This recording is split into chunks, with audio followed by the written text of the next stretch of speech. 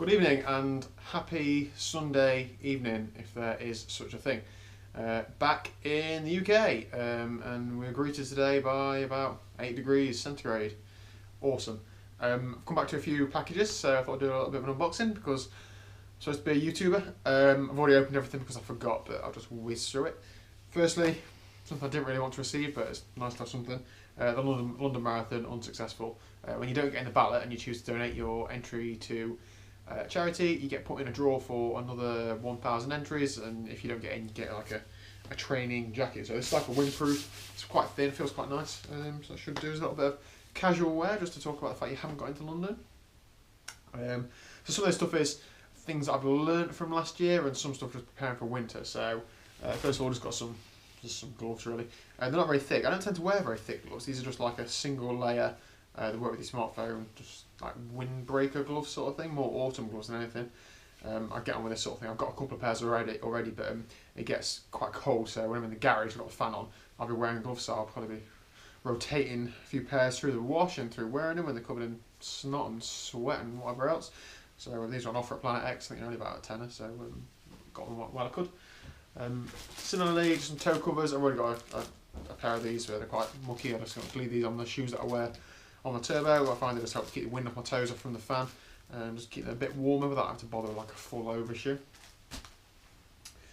What next? So for those that have seen my Ironman UK video, or those that listen to me drivel on about it, I lost a bottle quite early on the bike course. I had one in between the aero bars and one on the frame. I lost the one between the aero bars. Since then, I've learned it's not a very good place for me to put it. It is okay, but the way I situate it so I can still see my Garmin, it points down a bit, so it falls out very easily. So I thought, right, I'm not having that happen again.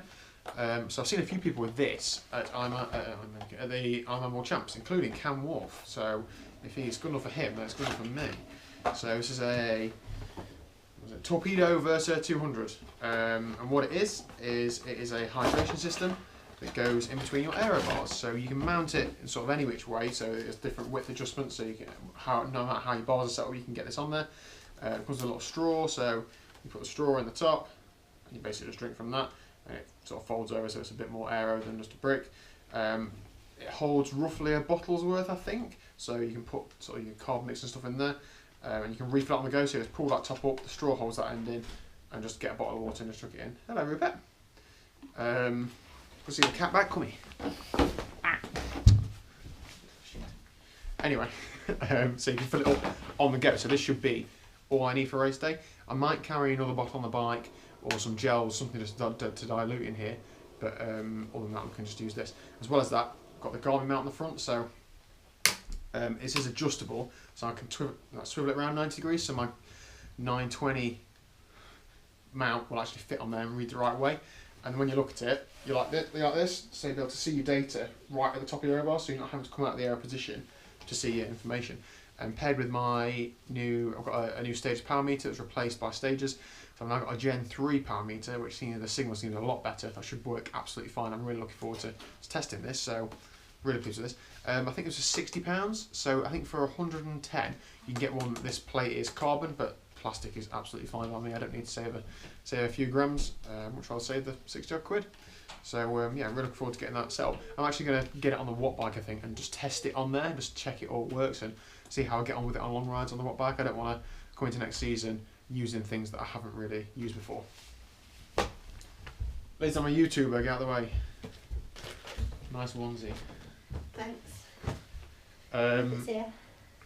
Ribbit. Next up, helmet. So my helmet is I couldn't use a Bell Javelin, which is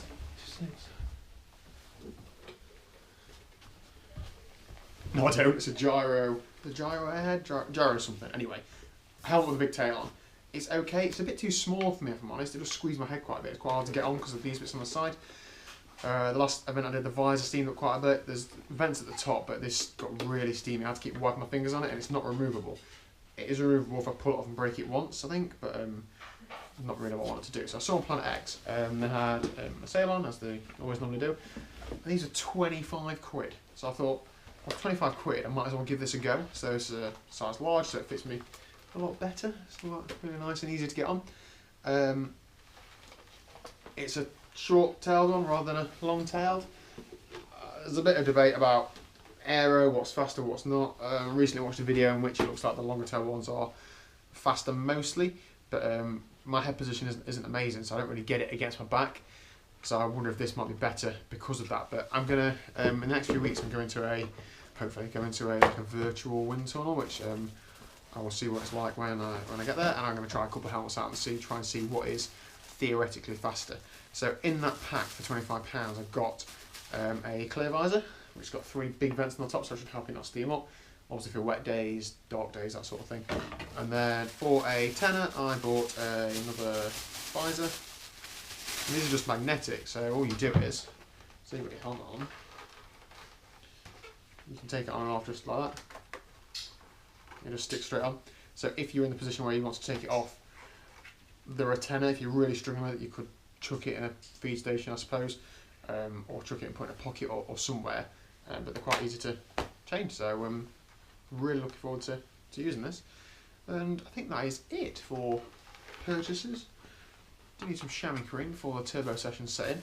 So just had a chilled out day today, trying to get over the jet lag. Got up at 4 o'clock this morning, slept all afternoon, really not done well so far. But trying to get over that, and I'm going to get training tomorrow, I think. Bring it on. Winter for the 2019 season is underway. Thanks for watching. There will be some training coming soon. Promise. Laters.